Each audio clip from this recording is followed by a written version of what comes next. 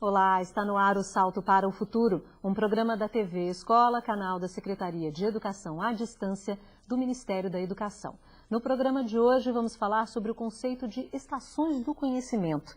Os nossos convidados vão falar sobre a necessidade de espaços e projetos destinados às aprendizagens informacionais na escola e na sociedade, e sobre as funções educativas e culturais desses espaços. Para falar sobre esses assuntos, convidamos o professor da USP, Edmir Perrotti, que também é consultor dessa série.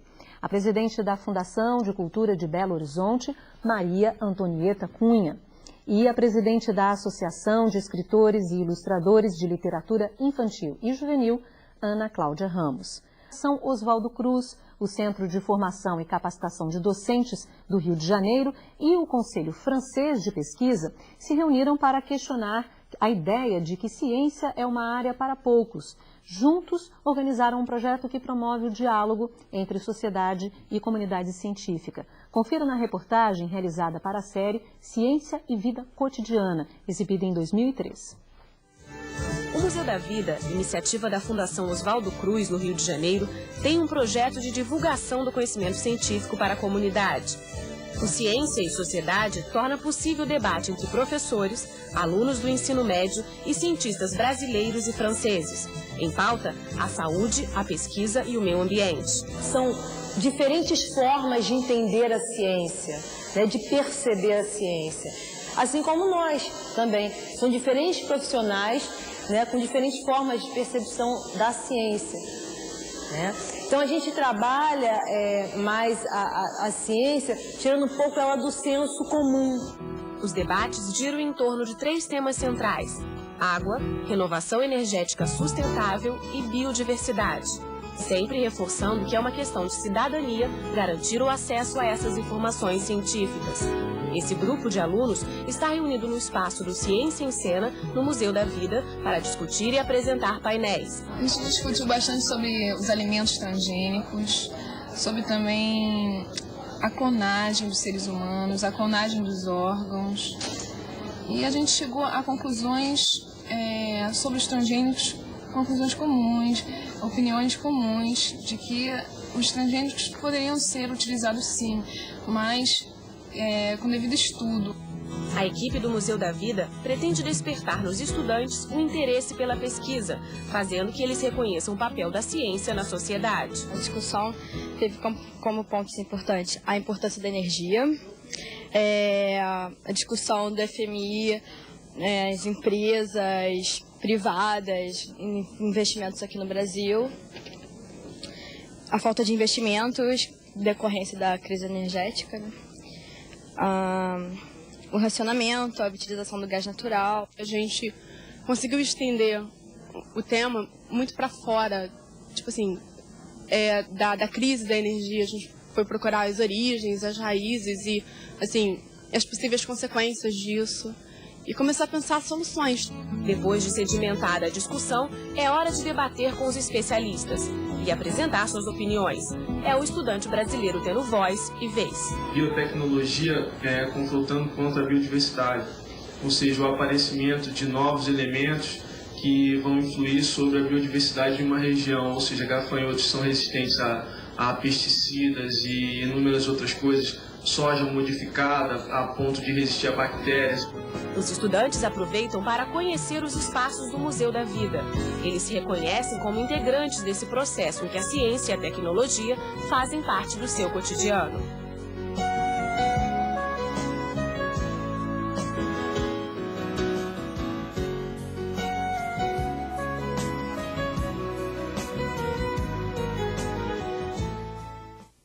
Bom, muito obrigada pela presença de vocês no Salto para o Futuro de hoje. Vou começar pelo professor Edmir Perrotti, consultor dessa série, autor da abertura do programa, do texto que introduz as séries.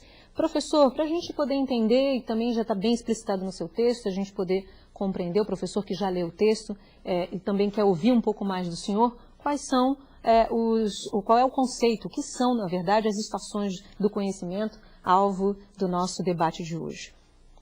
Bem, boa noite. Uma satisfação estar aqui, para poder conversar com esse público, com essas pessoas que estão aqui com a gente. E a gente acabou de ver exatamente um exemplo de uma estação de conhecimento, né? Quer dizer, esse Museu da Vida, que bonito, né? Que bonito nome, né? Que bonita proposta e que bonito a gente ver esses jovens ali, não é?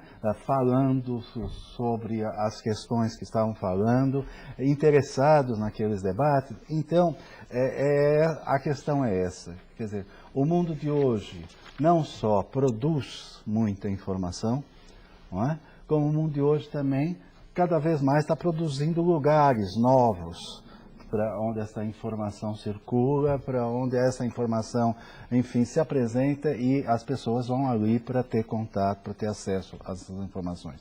Então, de um lado, a gente tem esta oferta crescente, não é? Não mais apenas a escola como local privilegiado, mas uma série de outros ambientes, não é?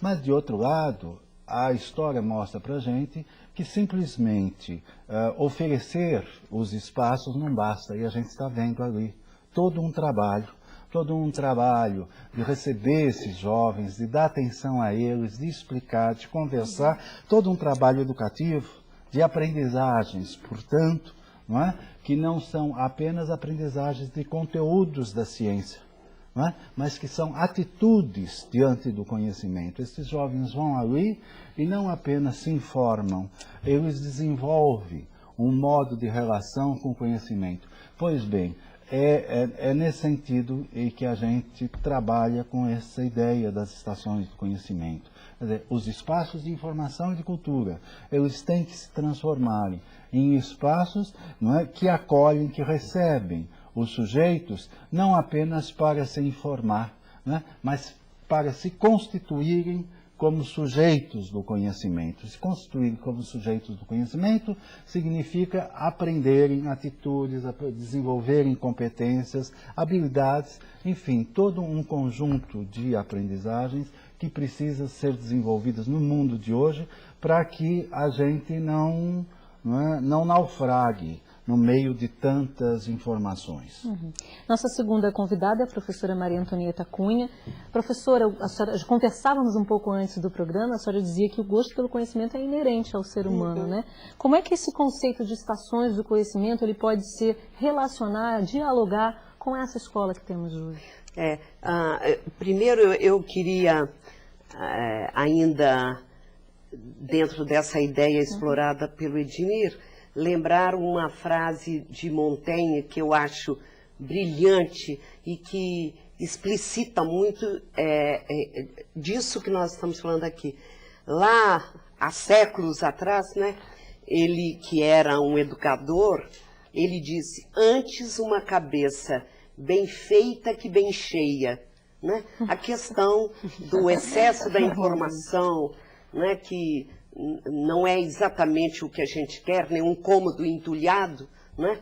Mas a possibilidade de essas várias informações se articularem, criando, na verdade, um conhecimento que vai servir para ajudar a pessoa a estar no mundo. Né? Então, acho que essa frase do Montaigne explica muito isso que nós estamos tratando aqui quando falamos das estações de conhecimento, né? E eu acho interessante isso, observar uma criança que inicialmente, naquilo que nós chamamos de curiosidade, o que ela está desde lá mostrando é um grande interesse por conhecer no seu nível, né? E esse interesse pelo conhecimento, ele existe sistematicamente, faz parte de ser humano, né? E o que eu acho é que cada vez mais nós perdemos a capacidade de organizar espaços que não sejam tão burocráticos, tão protocolares, que não ajudam, não facilitam, não movem a pessoa no sentido de conhecer. Né? Eu acho que essa proposta da Estação do Conhecimento é exatamente a possibilidade de tornar isso muito mais natural e corresponder a esse desejo do humano em conhecer as coisas. Ana Cláudia Ramos está à frente de uma instituição que discute a literatura infantil e juvenil, né? Como é que você vê a literatura chegando nesse espaço que a professora já apontou em muitas vezes um pouco burocrático, né? Como é que a literatura podia ser melhor trabalhada nas escolas e ter, de fato, essa relação com expansão de conhecimento, esse conhecer a literatura? Essa é uma pergunta bem interessante, porque uma das questões que a própria associação vem se debruçando é para a luta por um espaço especial para a literatura na escola, que seria, por exemplo, uma estação do conhecimento, vamos dizer assim, né? Assim, a gente tem se perguntado assim, que leitor que essa escola de hoje quer formar? Um leitor robotizado, que ele vai se prestar aquele tempo que ele está dentro da escola, ou um leitor que vai além do muro escolar? Sabe, esse leitor que ele vai aprender a se apropriar do espaço da biblioteca, que ele vai aprender que aí a biblioteca se aprende na escola, que ele vai ter uma relação com o livro. Né? A gente estava aqui comentando, né, Edmir, do livro como um espaço de conhecimento. Agora, que espaço de conhecimento é esse? Como é que eu vou abrir esse espaço, né, dentro da escola, essa instituição por natureza mais assim, sistematizada? Mas, por outro lado, eu acredito que a escola ela precisa ter espaços de respiro, vamos dizer assim, que pode ser a biblioteca junto com a informática, que pode ser junto com outros espaços, enfim. Mas aonde esses alunos dentro, né, dessas estações de conhecimento, vamos chamar assim, né, eles poderiam ter uma liberdade de expressão, uma liberdade de pensamento. Né? Durante muitos anos eu coordenei um espaço de uma escola dentro da biblioteca, nós fazíamos uma troca enorme o tempo inteiro. Então os livros circulavam e as pessoas elas tinham o direito de escolher seus livros, elas tinham uma possibilidade de não ler aquele livro e de trocar. Então era muito interessante porque as pessoas falavam assim, os jovens não gostam de ler. Eram vários adolescentes sentados em roda, trocando ideias. Olha, esse livro eu li porque tem isso, porque aquilo. Então quase que instigava a curiosidade do outro. Então acho que é muitíssimo importante, sobretudo quando a gente está falando com professores, né, que as pessoas elas revejam os seus próprios conceitos. Sabe assim, se ela não abre uma estação de conhecimento dentro de si, como ela vai conseguir abrir uma estação de conhecimento dentro do outro? Né? Então, acho que nesse embarcar, teriam que estar todos juntos, né? Assim, os professores abrindo estações em si, para que eles possam refletir, pensar, dialogar com os livros de uma maneira mais aberta, para poder, então, dialogar com esses jovens. Você tocou numa questão do respiro, né? Edmir, na proposta da série, discutimos bastante antes da série entrar ao ar. Nessa semana tivemos um programa específico sobre isso, que é o tempo da fruição, o tempo da contemplação, a necessidade desse tempo, de se rever esses tempos na escola, que muitas vezes são fragmentados, que muitas vezes tem essa sistematização, como a Ana Cláudia apontou. E aí a literatura pode ser um espaço dentro da escola, uma estação do conhecimento dentro da escola, que dê um pouco essa ideia de tempo de fruição, né, Edmir? Eu acho que é importante a gente lembrar o próprio termo da estação, né? A estação é um local que acolhe o viajante e projeta o viajante. Então, a estação é um local de mobilidade, não é de cristalização, de fechamento. Ao contrário, é de lançamento para novas. Você recebe pessoa, mas ao mesmo tempo você lança para novos caminhos. Ele está para um outro lugar. E é isso, né? O conhecimento é algo que é móvel, que é dinâmico. A literatura, não é algo que realmente mobiliza os sentidos e o sentido. Né? Então, nesse sentido, não pode ser nada estático, não pode ser nada fechado, não pode ser nada paralisante. Ao contrário, tem que ser desafiante, como é o conhecimento, como é o mundo. Ainda nessa questão da literatura, já discutimos em muitas séries aqui, é sempre bom reforçar, a ideia de quando você didatiza essa literatura, você não tem essa estação, você não tem esse lançamento que admira a ponta. Eu queria até fazer assim, uma ponte, né, que a gente viu a questão do Museu da Vida, assim, todo um trabalho com a ciência. Mas eu acho que se a gente parar para pensar bem, assim, o que move um cientista a fazer uma nova descoberta? Ele precisa da imaginação. Ele precisa ser alguém que ele vai alçar algo além daquilo que está ali para ele fazer novas hipóteses, para ele buscar. E ele cria o tempo inteiro. Então, está muito próximo desse material da literatura, né? Que a gente está trabalhando com esse humano o tempo inteiro e com a possibilidade de ir além. Né? Como ele me falou, pegar ali, embarcar ali para um outro lugar. né? Então, acho que assim, a ciência ela não está tão distante assim da imaginação e da literatura, né? Contrário. Muito pelo contrário, eu acho. Professora Antonieta, queria comentar essa ideia de também dessa didatização que falávamos aqui um pouquinho antes. Quando se faz isso, não se lança, né? Como já apontamos, não se tem essa criação. É muito interessante a gente pensar que a obra de arte em geral, e no caso a literatura, ela nasce desse desejo de expressão e de expressar o mundo, né? Nasce, portanto, de uma necessidade que eu chamo de inelutável do autor, né?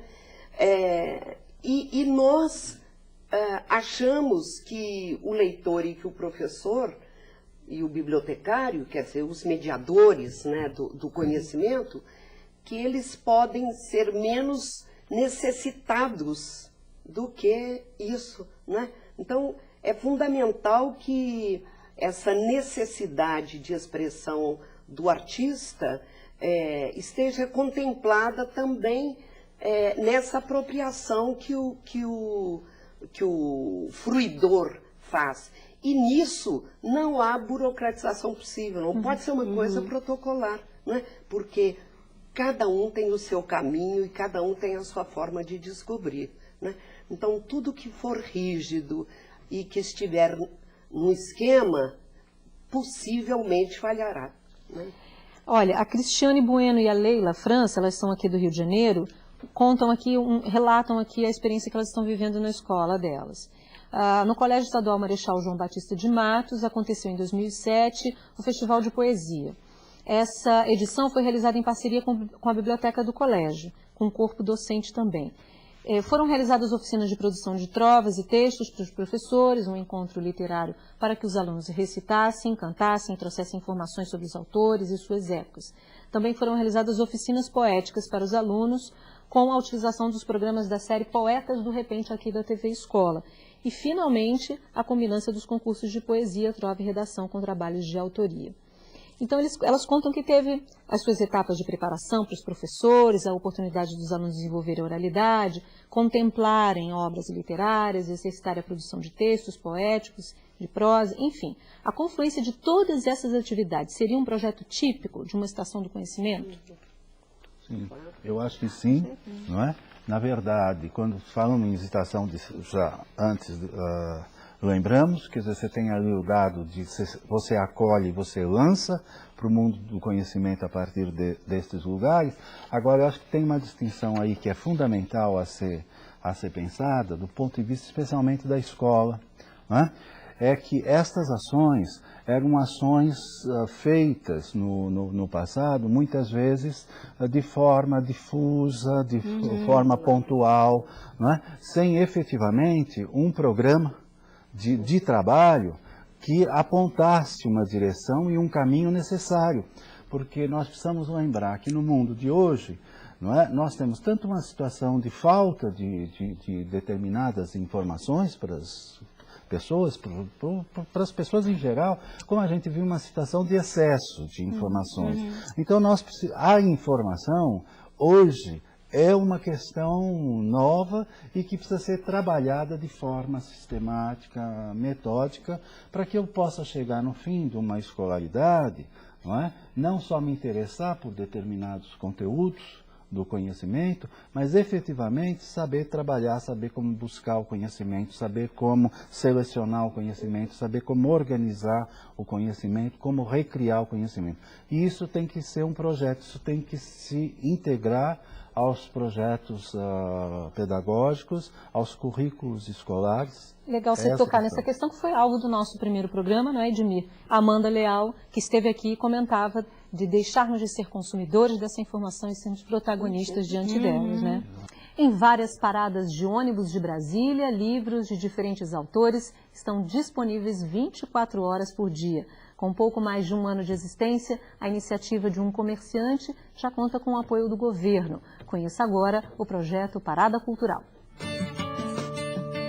Em Brasília, as avenidas são largas e as distâncias longas. Muitas pessoas que circulam por aqui moram em cidades satélites, longe do local de trabalho. E para enfrentar as horas de viagem, por que não a companhia de um livro? A primeira biblioteca popular instalada em uma parada de ônibus aqui em Brasília foi em junho de 2007. Hoje já são 35 paradas de ônibus com livros disponíveis para qualquer pessoa. E o idealizador do projeto é o Luiz Amorim, que está aqui comigo. Luiz, como que você imaginou a Biblioteca Popular e como que você criou esse projeto? Olha, esse projeto da Biblioteca Popular acho que vem da minha inquietação de democratizar, né? De democratização do livro, da cultura, né?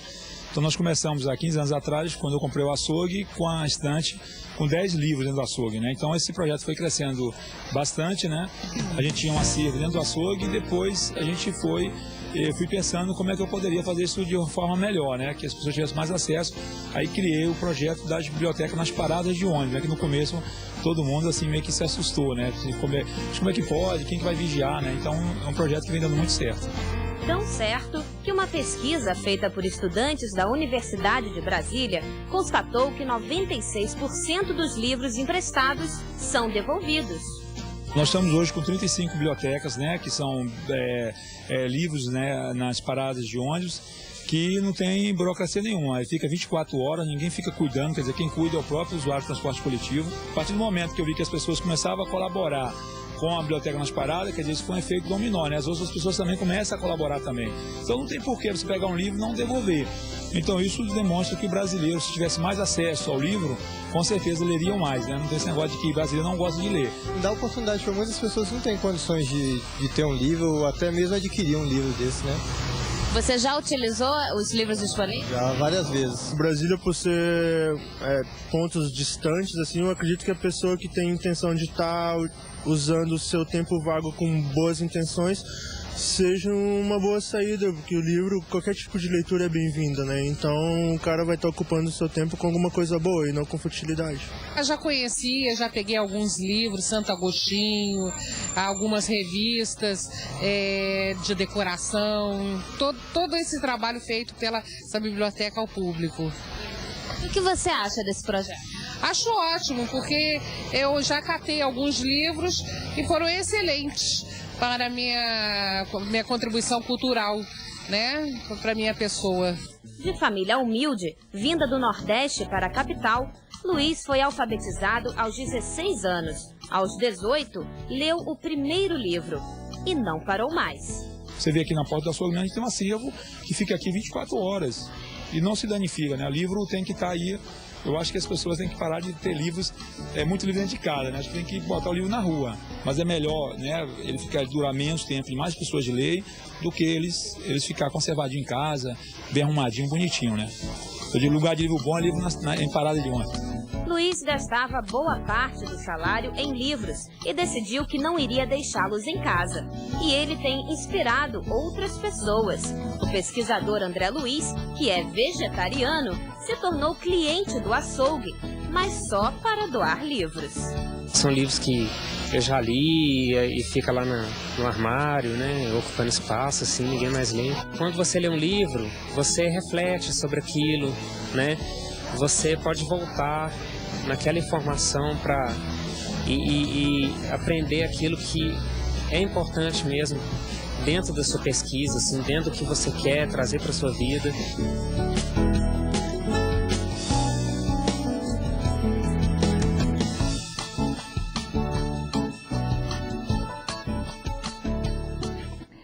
Ana, mais um exemplo de estação do conhecimento, Com né? certeza. O que você achou da iniciativa lá? Olha, eu acho que essa questão de você disponibilizar, né, o livro para o público é fantástico. E assim, me chamou a atenção o fato de que as pessoas devolvem, que não tem ninguém ali tomando conta, cuidando, né, necessariamente tendo... Vamos ver se ele vai trazer de volta mesmo. Eu acho que o livro ele tem que ter esse espaço, sabe? De você poder escolher aquilo que você quer ler e de você poder ter um tempo de reflexão em cima do livro. Porque o livro, como uma estação de conhecimento, ele vai te permitir caminhar por outros lugares, né? Ele vai te transportar, né, para uma nova estação. E se isso não for trabalhado, né, pegando um pouco o gancho ainda dessa coisa do ambiente escolar, se você não tiver esse tempo do debate, da reflexão, sabe, você vai estar muito mais formando esse leitor robotizado, de que ele é uma farsa, ele não existe porque ele não sobrevive além daquele espaço. né? Eu acho que a preocupação que nós, autores hoje de literatura infantil, além da gente estar na nossa luta por as causas todas da literatura infantil, a gente tem essa preocupação da formação do leitor. Sabe, que eu acho que é fundamental a gente repensar isso nesse momento dentro da escola. Como trazer isso? E aí, se a gente olhar esse projeto, a gente discutia desburocratização, não é isso, professor Sim. Antônio? Ontem falávamos no programa que muitas vezes algumas escolas ainda têm o receio de abrir a sua biblioteca, porque vai manusear, porque vai estragar o livro, e o projeto mostra ali que é o contrário. 96% das pessoas devolvem os livros. Quer dizer, tem essa relação, cria uma relação com o livro, né? Como é que a escola precisa se abrir também para projetos como esse, ter projetos como modelo, né? É interessante pensar que é um projeto extremamente generoso, né? Acho que a palavra é essa. Exato. E generosidade também é contagiante, né? Então, o leitor se obriga a devolver e pegar outro. É essa a questão da leitura, né? O livro que de alguma forma instiga você, leva a outras leituras, então você tem que devolver aquele para pegar outro, e outro, e outro, e outro, né? E eu acho que é um exemplo maravilhoso de generosidade que às vezes a gente não tem nos nossos espaços públicos, né? Digamos, mais dedicados à questão da leitura, né? E eu acho que o que a gente precisaria era ver um pouco isso, ver projetos desse tipo, para nos ajudar a nos movimentar com os nossos leitores, ou os leitores que a gente quer criar. Né? Edmir, quer comentar a experiência lá da Parada Cultural? Eu concordo, né, com essas observações da Antonieta, acho que ela pontuou muito bem a questão da generosidade. E quando a gente está falando em infoeducação, que na realidade é a reunião dos dois termos de informação e de educação, quer dizer, a gente está, portanto, pensando num processo educativo. E educar, no meu entender, é uma forma, né, exatamente de generosidade, de se entregar, de se doar, de se abrir para o outro, para que o outro possa realmente florescer, né, crescer. Nesse sentido, eu acho que o lugar, não é, o espaço que não acredita nas pessoas, não é, o espaço que não se abre para as potencialidades e as possibilidades das pessoas, esse lugar, ele de forma alguma será uma estação de conhecimento, quer dizer, de forma alguma ele acolhe e, de outro lado, ele lança o sujeito para o universo do conhecimento, na medida em que conhecer implica necessariamente a entrada do sujeito no universo dos signos, um querer dos sujeitos participar do signo. Daí você precisa ter acolhimento. A participação agora é da Maria José do Maranhão. Olá, Maria José. Olá. Como está sendo a formação do professor para lidar com as diferentes mídias e processos educacionais em sala de aula? Porque não basta equipar as escolas com laboratório de informática, bibliotecas, se os professores não estão preparados para a utilização dos mesmos. Boa noite, obrigada. Muito obrigada, Maria José, pela sua participação. Ana, essa é uma questão que a Maria José traz, extremamente importante, essa é uma preocupação de outros professores também, obviamente, né? Essa preparação do professor, o trabalho que o professor precisa desenvolver para poder questionar essas informações, trabalhar com essas novas mídias. Como é que você, que é uma escritora, que trabalha com literatura, tem visto isso nas escolas? Olha, à frente da associação, nós estivemos agora num fórum lá em Brasília, discutindo exatamente a questão da literatura na escola. E toda essa questão, ela passa primeiro por esse professor, que ele precisa trabalhar dentro de si, se preparar para ser um mediador desse conhecimento, esse mediador da leitura. Então é super importante que não adianta só ter o livro chegando na escola, não adianta só ter um computador chegando na escola, não adianta todo esse aparato tecnológico, né, ou propriamente dizendo assim, dos livros que chegam, né, nas escolas, se você não vai ter ali aquele ser humano intermediário. porque você tem que preparar essa troca daquele livro que chega, que vai ser acolhido. Nós conversávamos antes do programa começar, exatamente dessa preparação dessa pessoa que vai ser esse mediador. Né? Se o livro chega ali e você não tem alguém que vai abrir as portas, que vai colocar aquela biblioteca funcionando, que vai acreditar naquele livro como uma porta de conhecimento para outros lugares, ele vai ficar trancado, ele não pode ficar trancado. Né? Assim como esses espaços, eles precisam dessa pessoa que vai fazer essa ponte o tempo inteiro. Então, esse professor, ele tem que acreditar nesse espaço, ele tem que se formar. Né? Eu acho que é super importante que os próprios professores se coloquem também como apropriadores do conhecimento, queiram buscar isso, queiram entender que livros são esses, o que eu posso fazer com isso. Porque muitas vezes fica se esperando algo que vem pronto. Né, como se chegasse junto com aquele livro uma espécie de receita, né, de como que você vai trabalhar, quando na verdade os livros, eles podem proporcionar milhares de projetos. Então as pessoas, elas têm que se apropriar disso. Agora você está pontuando com a questão do livro, né? E a Maria José fala dessas mídias, dessas outras mídias também, a própria internet, outras tecnologias. Como é que você vê essa questão, Antonieta? Porque você já falava um pouco no bloco anterior dessa importância desses mediadores, né, que são os mediadores dessas estações, talvez. Como é que você vê essa questão trazida pela Maria José? A questão é basicamente a mesma, né? Em geral, nós temos, como professores, gerações que não tiveram essa experiência, não foram educados dentro dessa perspectiva. Então, realmente, os professores têm de se preparar para isso. E nós não podemos pensar que, não, mas o professor vai ter que fazer isso. Vai ter que fazer isso. Ele não pode ser outra coisa, né? Para ele vai ser fundamental, e não é simplesmente como profissional.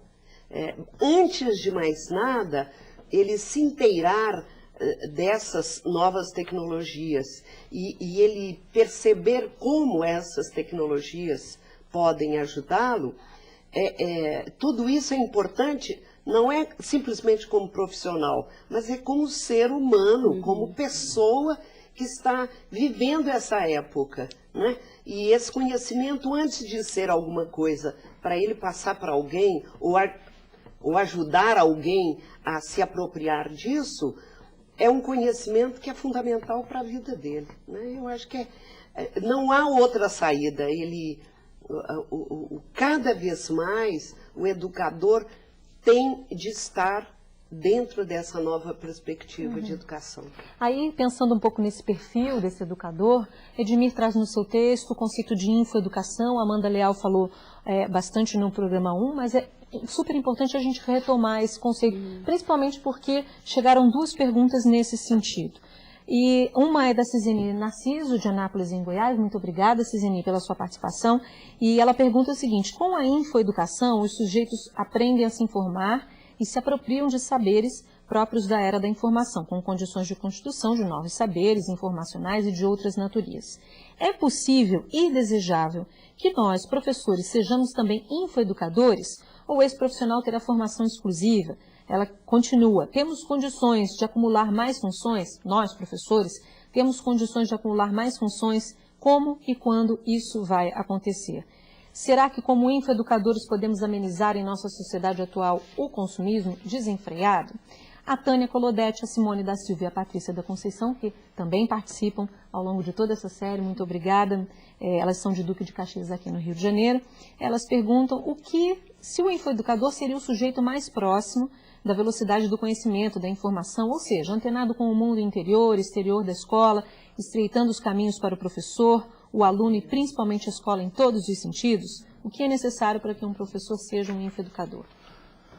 Bem, veja que a própria formulação fala em infoeducador, não é? Nós estamos falando em problemáticas novas, problemáticas que aparecem nessa nossa época e, portanto, estamos falando de encaminhamentos que devem ser novos, de profissões novas, de ocupações novas, não é? E que a gente não tinha tradicionalmente. Então, na realidade, nós tínhamos o quê? Nós tínhamos um professor na sala de aula e nós tínhamos um bibliotecário dentro das bibliotecas. Os dois trabalhando com informação, evidentemente, mas cada um na sua perspectiva.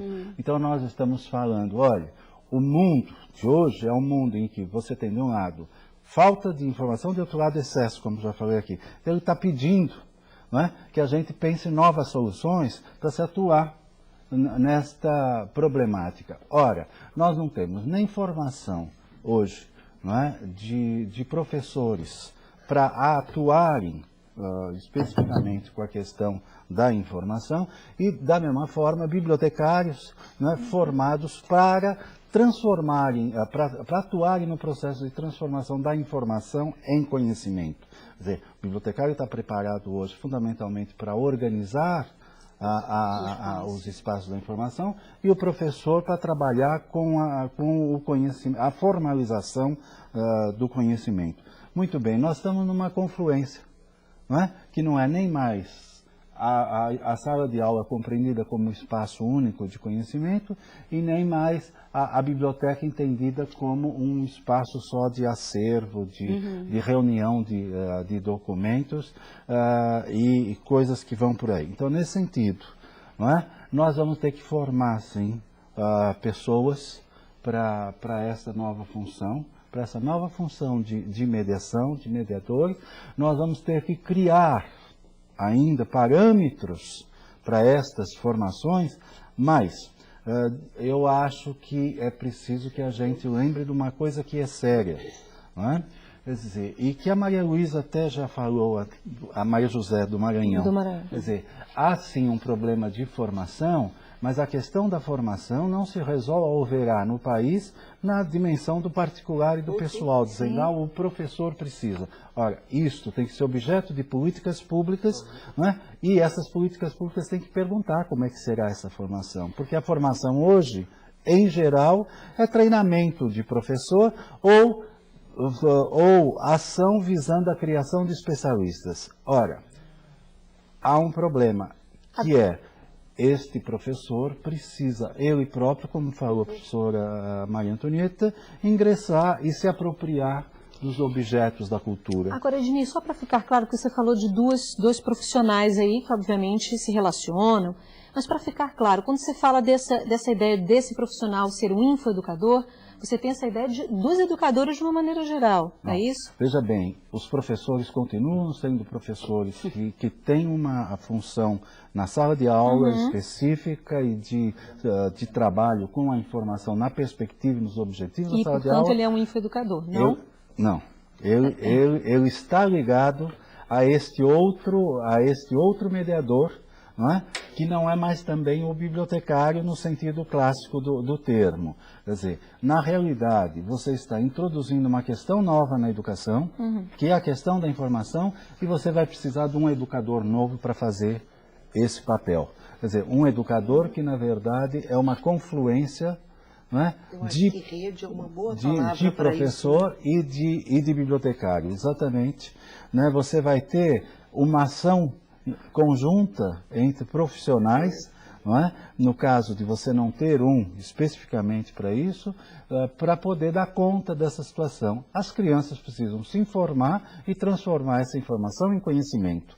Bem, se eu tenho possibilidades de ter um educador que está atuando na formulação desses programas, ótimo. Se eu não tenho, eu não posso deixar de fazer isso para as crianças. Por que eu te questionei isso? Porque pelas perguntas eu acho que então talvez os profissionais estejam entendendo de que a ideia de questionar um pouco essa ideia de, já que eu sou o educador que vou fazer a mediação dessas informações, eu sou um infoeducador. Por isso, esse questionamento, a insistência nesse questionamento. Se sentir em condições, se ele puder cada vez mais caminhar nesse sentido, maravilha, ele está se aproximando do que a gente vai continuar essa ideia no próximo bloco, tá bom? O que para uns é lixo, para outros vale muito. Foi recolhendo livros jogados fora nas ruas de São Paulo que um morador de um prédio, conhecido por ser a maior ocupação vertical do mundo, conseguiu montar uma biblioteca popular. O acervo atende a 468 famílias que vivem no edifício, localizado no bairro da Luz. Vamos ver.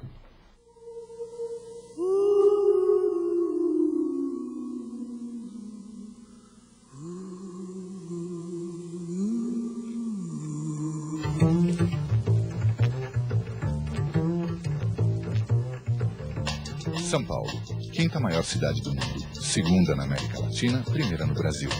11 milhões de habitantes, 10% do produto interno bruto brasileiro. Bairro da Luz, centro de São Paulo.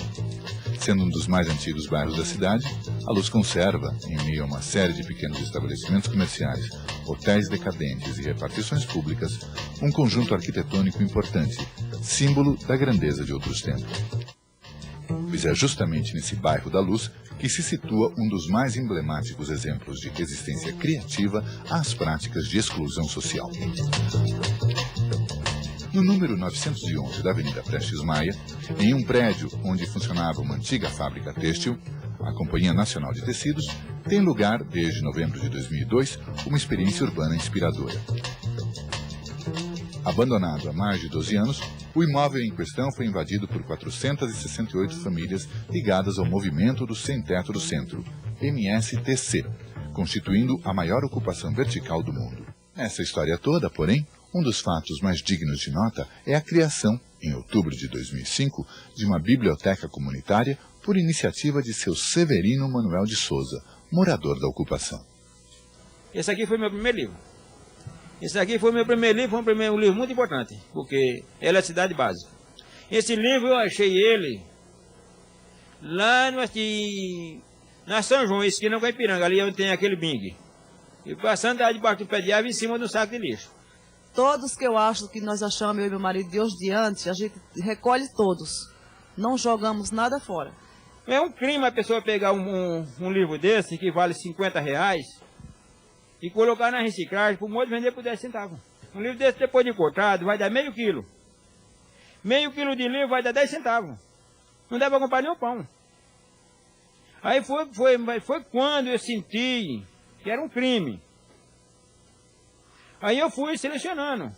Aí quando eu tinha uma faixa de uns 450, 500 livros, aí chegou na ideia de eu montar a biblioteca. O conhecimento liberta. Essa biblioteca aqui foi um incentivo muito grande. Isso aqui foi uma das maiores ideias.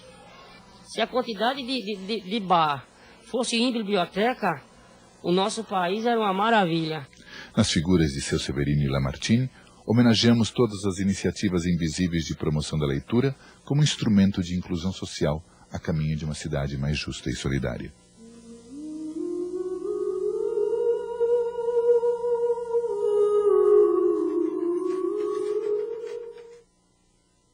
Então, Antonieta, o depoimento dele resumiu tudo, o conhecimento liberta, né? Nossa Senhora, é muito bonito. Sabe o que eu fiquei pensando quando estava vendo esse vídeo? Assim, nesses vídeos, né?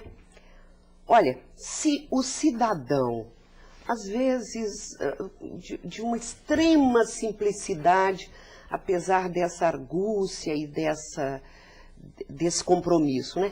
Se ele é capaz de fazer isso, o que o poder público não é capaz de fazer se realmente se dispuser a fazer, sabe? Uhum. E não de uma maneira que para essas pessoas pode ter até uma base grande de intuição, de ensaios e erros, né? Mas quanto o poder público tem a obrigação de fazer de maneira organizada, planejada, digna, com as verbas necessárias, com o pessoal necessário. Isso me impressiona muito, sabe? Eu acho que a gente tinha que, sobretudo, de pensar nisso, sabe? O quanto o poder público se obriga a fazer a partir de exemplos como esse. Uhum.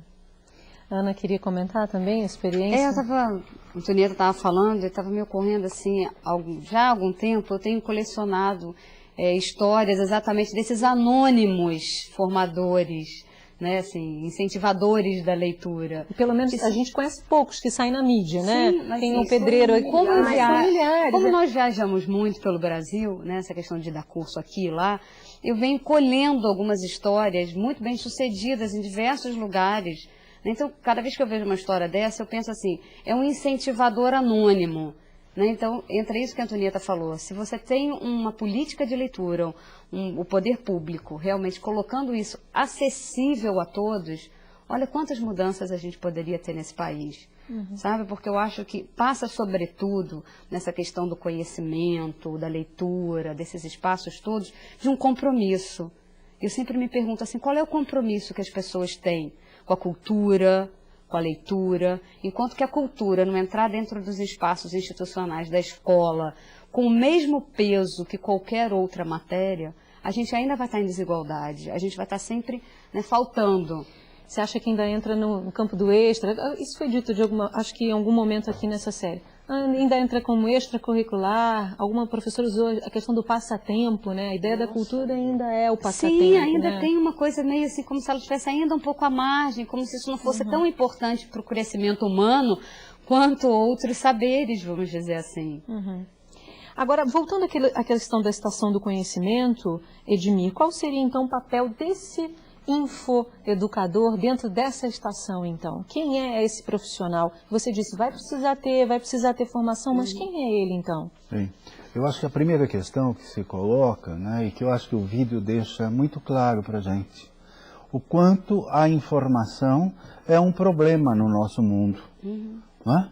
Seja por falta de condições, como já dissemos, seja por outras razões, o excesso de oferta. Não é? Então, a informação é um problema complexo no nosso mundo e nós precisamos tomar consciência da gravidade desse problema e atuar. E aí é que a escola, então, tem um papel fundamental, né, nesse sentido, porque a escola precisa organizar ações sistemáticas. Ou seja, ela precisa inscrever a problemática da informação na sua agenda e daí realizar ações sistemáticas. Para realizar ações sistemáticas, a escola precisa ter programas de educação para a informação. Né? Portanto, precisa de pessoas, de um profissional ou de um corpo de profissionais que trate essa questão como questão fundamental dentro do espaço escolar. Edmir, infelizmente eu preciso te interromper, porque a gente precisa encerrar esse programa, mas antes de encerrar, gostaríamos de ouvir, claro, as considerações finais de vocês sobre o que discutimos aqui, algum ponto que talvez não tenha entrado nessa discussão e que precisa ser deixado para que o professor possa refletir lá na sua telesala, onde quer que ele esteja. Ana Cláudia Ramos. Olha, eu queria, assim, tem uma frase que ela está aqui na minha cabeça, que é a seguinte, que é quando o professor faz a diferença. Né? Para mim, ele faz toda a diferença para o bem ou para o mal. Sabe? Então, eu acho que a gente está aqui discutindo estações de conhecimento, discutindo espaços de alçar voos.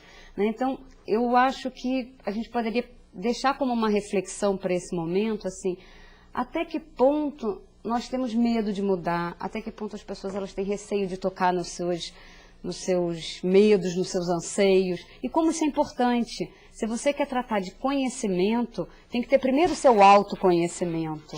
Né, esse profissional que vai lidar, seja um infoeducador, seja professor, seja bibliotecário, mediador de leitura, eu acho que ele tem que se autoconhecer, buscar os seus anseios, trabalhar isso dentro de si para poder ser um mediador, para ele não ter medo do imaginário, da fantasia, né, da dúvida. Por que a escola não tem a dúvida? Né? Se é a dúvida que move para o novo. Então eu diria assim que o professor, o infoeducador, o bibliotecário, ele faz toda a diferença e valia a pena cada um pensar aonde ele pode fazer a diferença na vida de alguém. Obrigada, Ana. Professora Antonieta.